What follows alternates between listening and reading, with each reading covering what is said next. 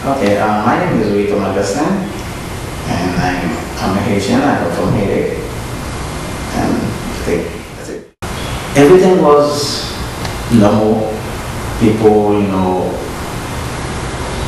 doing the normal things every day. Students going to school. I was waiting for my sister-in-law because she's the one who's gonna give me a right to go home. And it was past 2 o'clock, and I was hungry. I went to the restaurant and ate, and I was come back, and I was go straight to the library because where she's working, there's a library right there. They call it Institut Haitiano. And I sit down over there for a while, more than half an hour. And a few minutes ago, my sister-in-law came and said, okay, you know what, we're gonna close now. And okay, I put the book back, I put the books back, and I came in front and I was stand up in front of the building talking to her. Because we have a project to do a container business, things like that. While we were talking, everything was still normal. And she said, you know what, I can stand up too much on my feet. Let me go back inside to sit down a little bit. Not even 1 minute. And I feel something shaking. But for me, what I think it was, because they have a big engine, the backup engine back there, I thought they start the engine for the electricity. I was sitting down like this with the book, and I feel like shake a little bit. And I turned my head, I said, okay, maybe it's, and my thought, it was the engine they said. And after that, I feel like everywhere while I was, trying to lose conscience. And thank God, I was sitting down on front of the building and I jumped. I didn't know when I jumped, but I just jumped. And while I'm jumping in the building, collapsed behind me. Bro, my sister-in-law was inside. She didn't make it. That was a terrible thing for me. I was in shock. I didn't talk for a while. People talking to me, I couldn't answer them because I didn't even realize if I wasn't talking. And that's what happened. I couldn't find her. I keep calling my name. Better, if you see a knife, answer me. And I take a while, to knock on those things, to make noise, to see if she can hear me. But the way the building collapsed, there's no way she can survive. And that's why I realized on my mind, she's dead.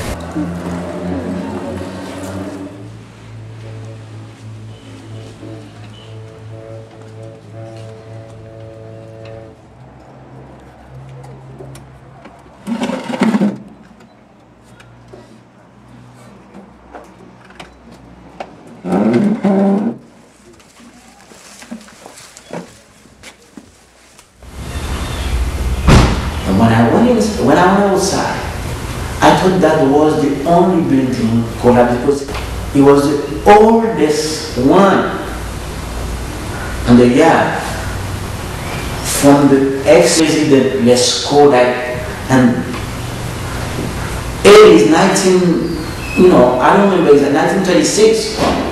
That building is very old. I thought it's because that building is old, that's why it collapsed. When I went outside on the street, that's why exactly I realized it was an earthquake.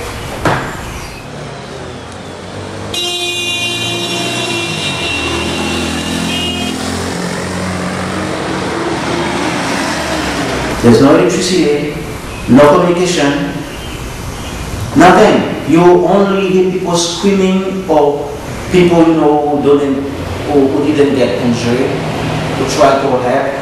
That's the only activity you have.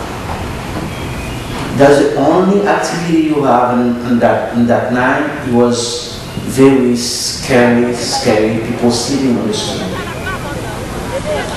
And there's so many, who was injured too. So they don't have nowhere to go, no hospital, no first aid, no ambulance, no fire truck, nothing. It was like a dead sea. You know, he was a man who went to a store to make a copy on a photocopy machine. And when that happened, you know, I got those information from those people over there. He said the guy went inside to make a copy. And the earthquake happened. There was another guy who was about to run to save his life. And this guy inside saw exactly what happened and tried to push this guy who's coming in to save his life. And by pushing this guy out, and they didn't collapse on him, and that's how he died on further courage. But that was very brave, and that was very sad also to see this guy save someone's life and he's dead. It was a nursing school. I think the nursing has more than 60 students. You know what affected me the most on that particular video? Because those people,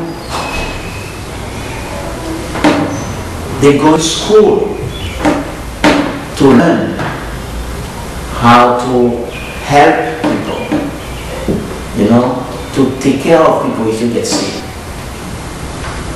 And while they was at school to learn the nursing line, and they died, all of them, not even a one child. And the third one was my sister-in-law. That was the most terrible shock that I had, but I still have it. It's not that every time I'm talking about that, I feel shit, like a tree. That was a terrible shock I never had in my life. It's not because I want to put my country down, but I thought we never had it with them. We have maybe some we can call some opportunities. They don't have, really, they don't have the population. I feel like they don't, you know, they don't even exist. What if you are a government and there's so many corruption, there's so many things going on wrong on one city in the whole country, one city, Port-au-Prince. Why you cannot stop those violence? One city. And we have like more than 10 cities in Haiti. And maybe much bigger than Port-au-Prince. What should be done? I think they call that is decentralization. I think it's a divide. Okay. You're supposed to share. Because everything wasn't Port-au-Prince. That's why when that happened in Port-au-Prince, and the whole country stopped, completely stopped. If you need a passport, you have to go to Port-au-Prince. If you want to take an airplane, you have to go to Port-au-Prince. Okay? If you want a birth certificate, you have to go to Port-au-Prince. If you have a marriage certificate, you have to go to Port-au-Prince. Everything you have to do in Haiti had something to do to Port-au-Prince. But I think what the government should do, divide those things.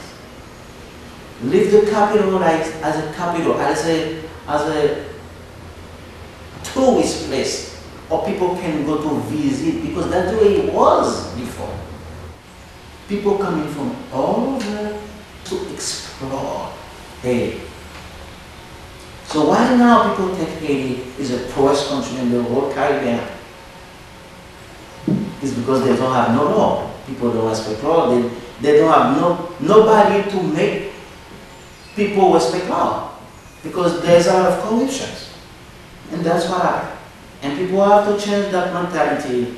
And I think by changing that mentality to understand each other, to put together, in Haiti will be better. Maybe much better than the way it was.